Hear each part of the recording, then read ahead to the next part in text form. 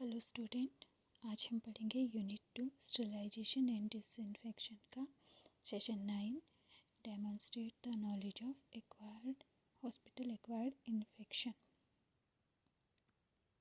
Hospital acquired infection को हम nosocomial infection भी कहते हैं।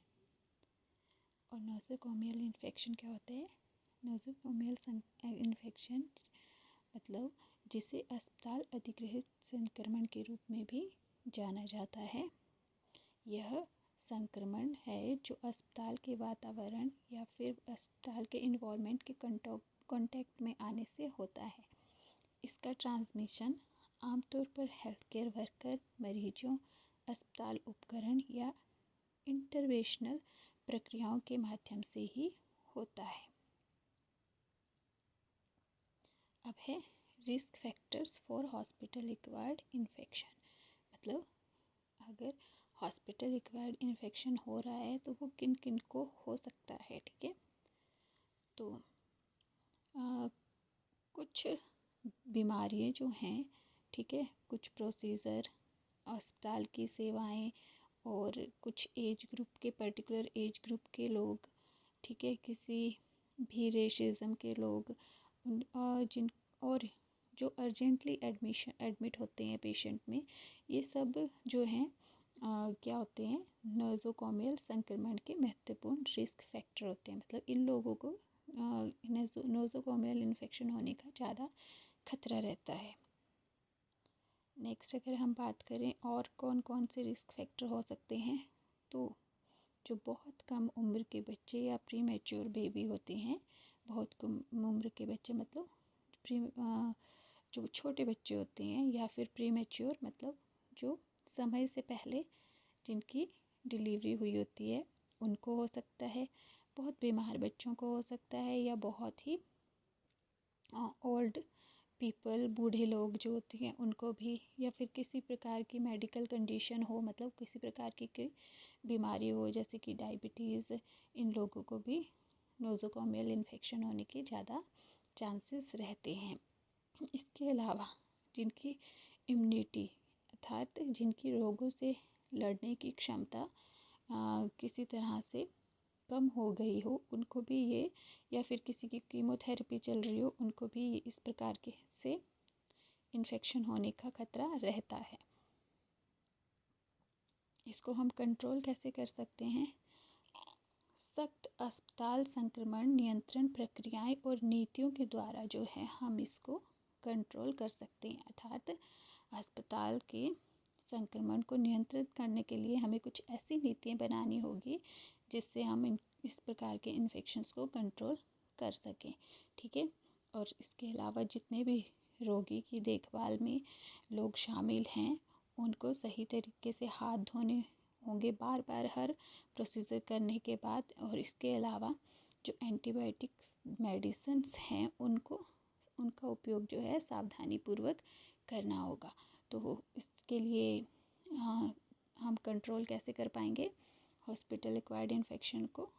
हमने ग्लव्स पहनने हैं, प्रॉपरली मास्क लगाना है, हैंड वॉशिंग करनी है, अपने सैनिटाइज करना है, और अपना लैब कोट या फिर गाउन प्रॉपर पहनना है।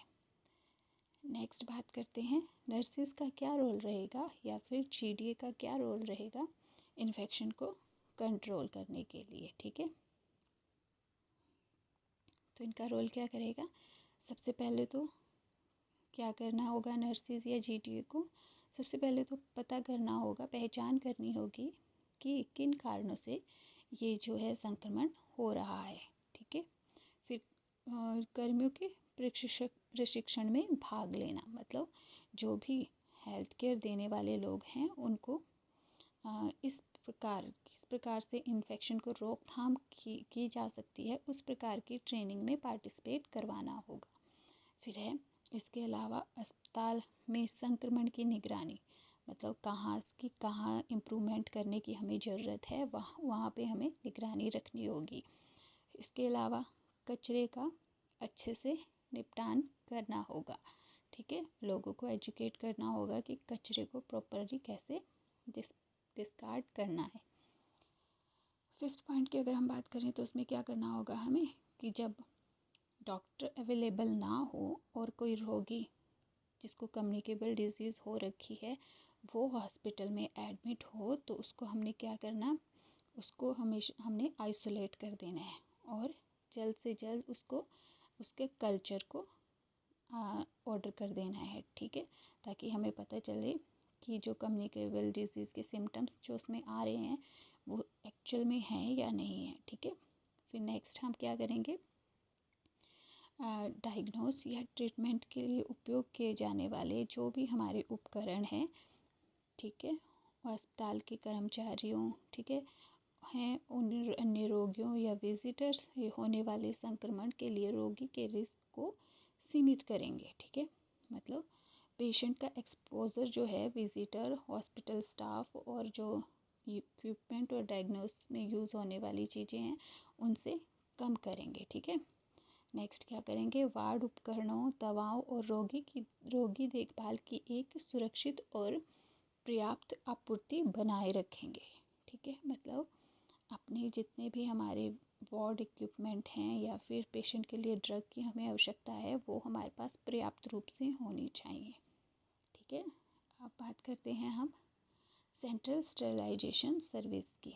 मतलब ये एक बहुत ही महत्वपूर्ण डिपार्टमेंट है हॉस्पिटल में होने वाले इन्फेक्शन को रोकथाम के लिए, क्योंकि जितने भी हमारे हॉस्पिटल के इक्विपमेंट हैं वो सभी यहीं पे ही जो हैं स्टेरलाइज इसी डिपार्टमेंट द्वारा स्टेराइल किए जाते हैं। तो इसकी बहुत ही महत्वपूर्ण भूमिका रहेगी। तो ये करेंगे क्या, सेंट्रल स्टेरिलाइजेशन सर्विस की रिस्पॉन्सिबिलिटी रहेगी कि अस्पताल के उपकरणों को अच्छे से साफ़ करके डिकंटामिनेट करें और परीक्षण करने और उपयोग के लिए तैयार करने के साथ साथ वो उनको स्टेराइल कर असेप्टिक रूप से स्टोर करें। इससे जो है हम बहुत हद तक इस प्रकार हॉस्पिटल एक्वायर्ड इन्फेक्शन को कंट्रोल कर सकते हैं। अब बात करेंगे एक और इम्पोर्टेंट डिपार्टमेंट की जो है लॉन्ड्री।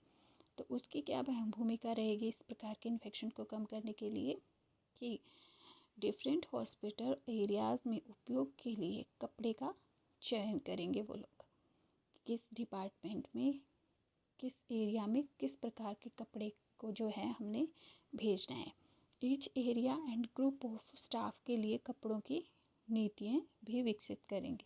मतलब अगर आप किसी आइसोलेटेड वार्ड में जा रहे हैं तो वहाँ पे किस तरह की यूनिफॉर्म आपको पहननी होगी, और अगर आप कुकिंग डिपार्टमेंट में या वार्ड में जा रहे हैं तो वहाँ पे किस प्रकार की यूनिफॉर्म, वहाँ के स्टाफ को किस प्रकार की यूनिफॉर्म पहननी होगी, ये सब जो है लॉन्ड्री डिपार्टमेंट देखेगा। इसके अलावा काम करने वाले कपड़ों का वितरण और यदि आवश्यक हो तो चेंजिंग रूम का प्रबंध भी करेंगे लॉन्ड्री डिपार्टमेंट सर्विस, ठीक है। और संक्रमित लिनन को धोने से पहले क्या किया जाएगा, एप्रोप्रिएट तरीके से डिसइंफेक्टेड किया जाएगा, फिर उसको क्लीन करके स्टाइल किया जाएगा। Thank you. ये था आपका हॉस्पिटल एक्वायर्ड इन्फेक्शन का टॉपिक। इसमें आप कैसे इसको कंट्रोल कर सकते हैं, होप आप सबको समझ आया होगा।